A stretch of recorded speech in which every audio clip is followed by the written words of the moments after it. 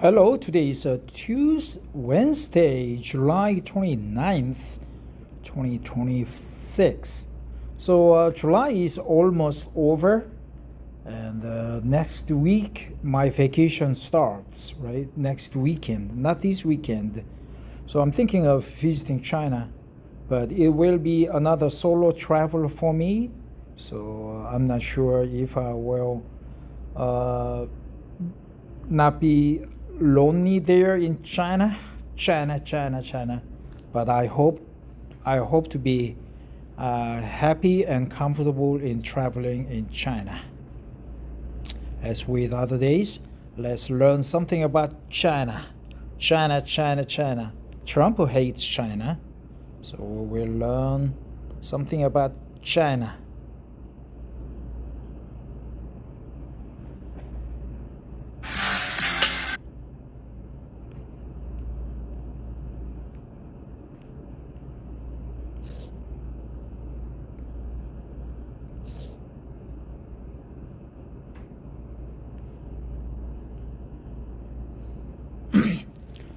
This article is from South China Morning Post. China's rare earth reserves could be much larger than reported, leading geologists.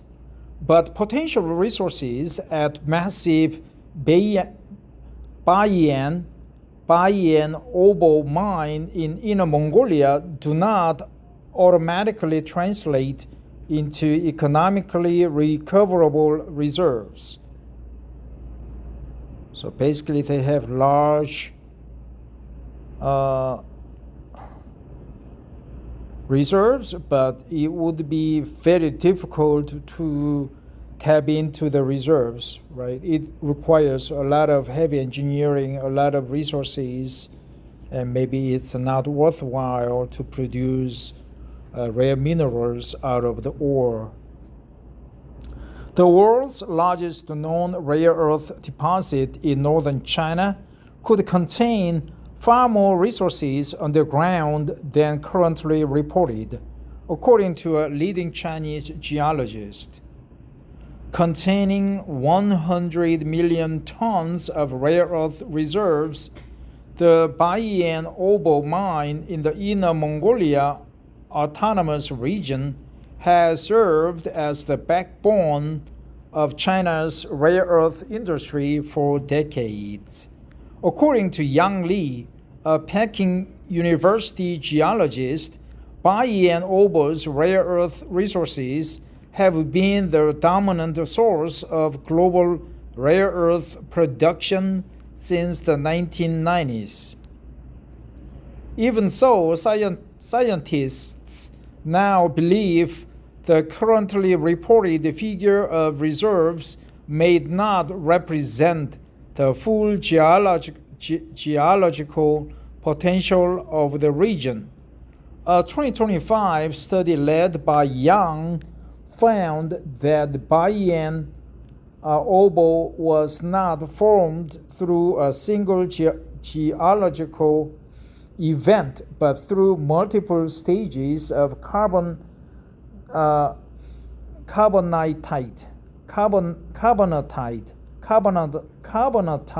activity. When volcanoes erupt, runny, cool, burning lava made mostly of carbonate minerals, including a younger mineralization event that played a vital role in forming the deposit. Runny, right? Runny nose. Erupt, runny, cool burning lava, right? Cool burning lava, runny.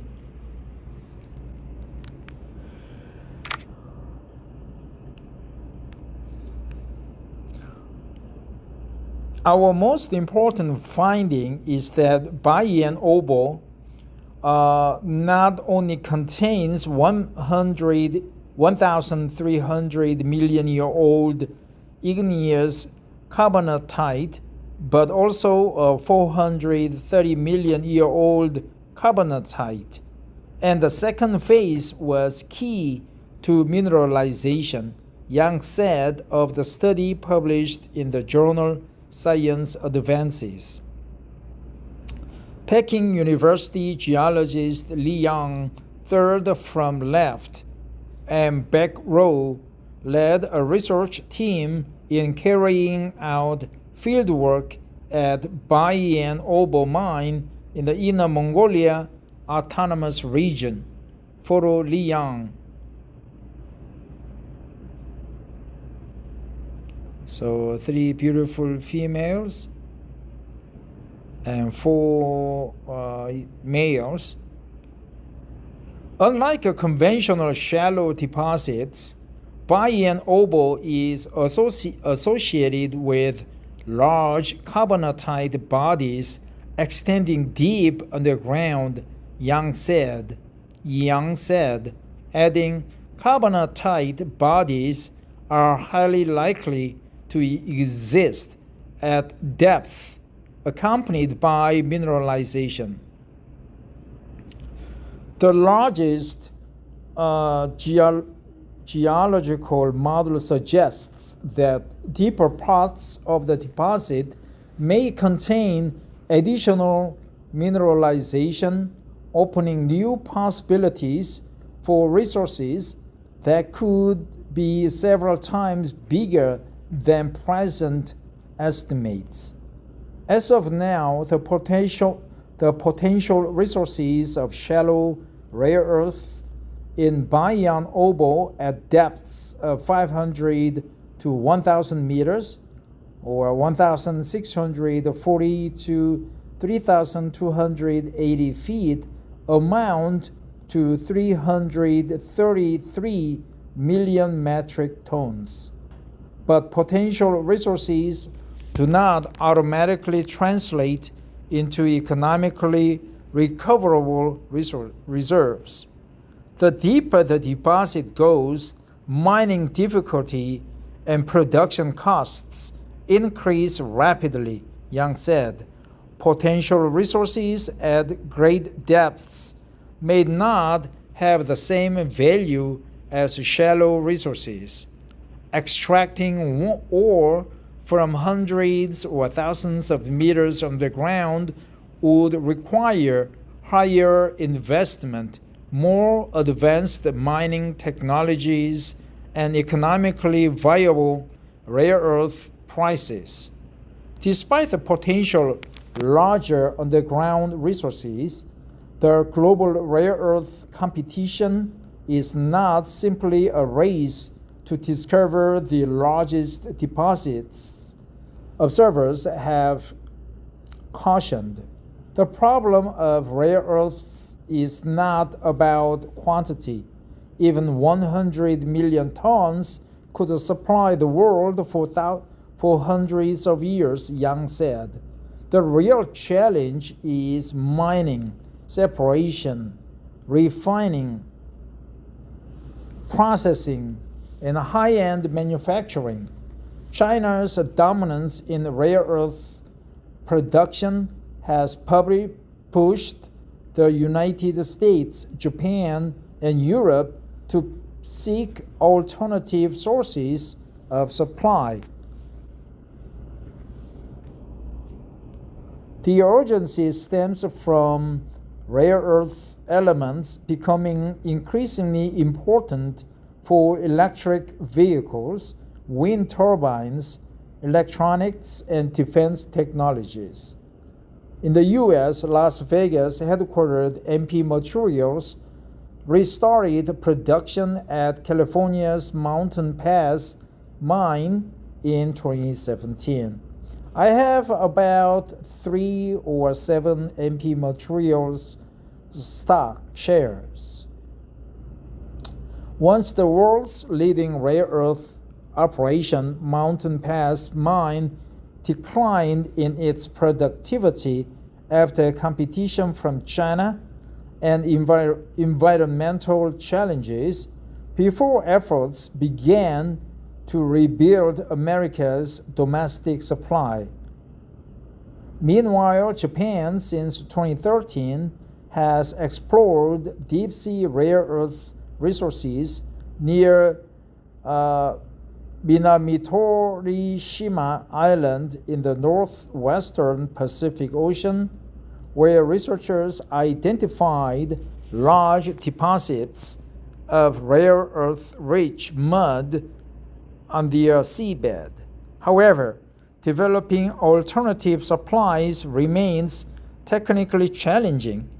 Deep-sea mining requires operations thousands of meters below the ocean surface, and offshore extraction costs remain high.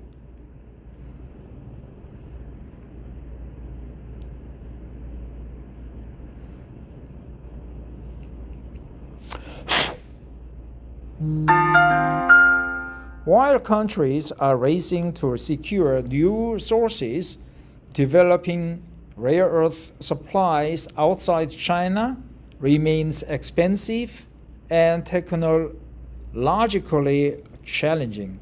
As for bayan obo, the mine is more than a rare earth deposit, as it is one of the world's major resources for niobium.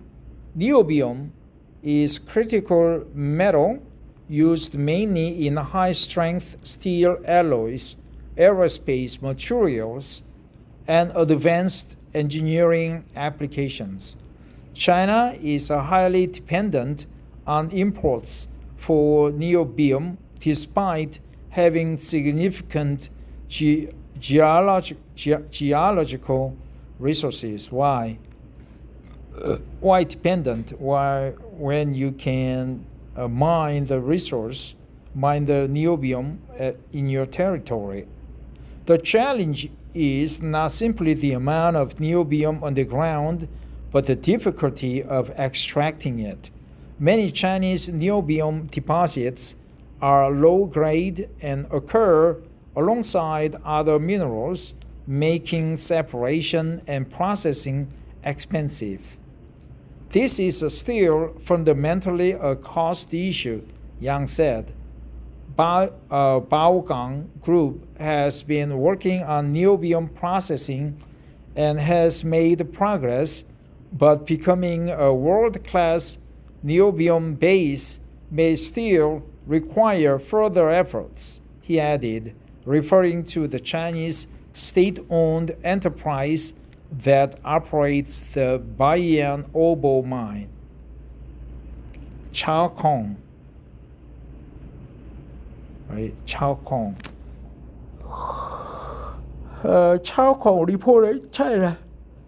Dr. Chao-Kong is a science communicator.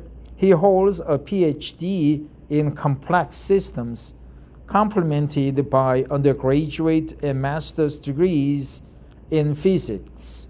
He specializes in verifying scientific facts and translating complex scientific advances from China into clear, accessible narratives for the global public. Areas of expertise: science news, complex systems, scientific advances, language spoken, English, Mandarin. Very good. I think he's maybe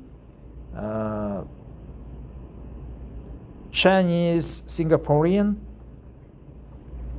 So from this article, we learned many things, right? China has rare materials, including niobium. Niobium is used in a high-strength steel alloy, but the separation from other materials when it is mined is quite difficult. And China has 333 million tons in obo mine, right? Bayan obo, but it's quite difficult or increase the cost to extract them increases rapidly, right? We learn such expression as at depth and so on. Well, that's it.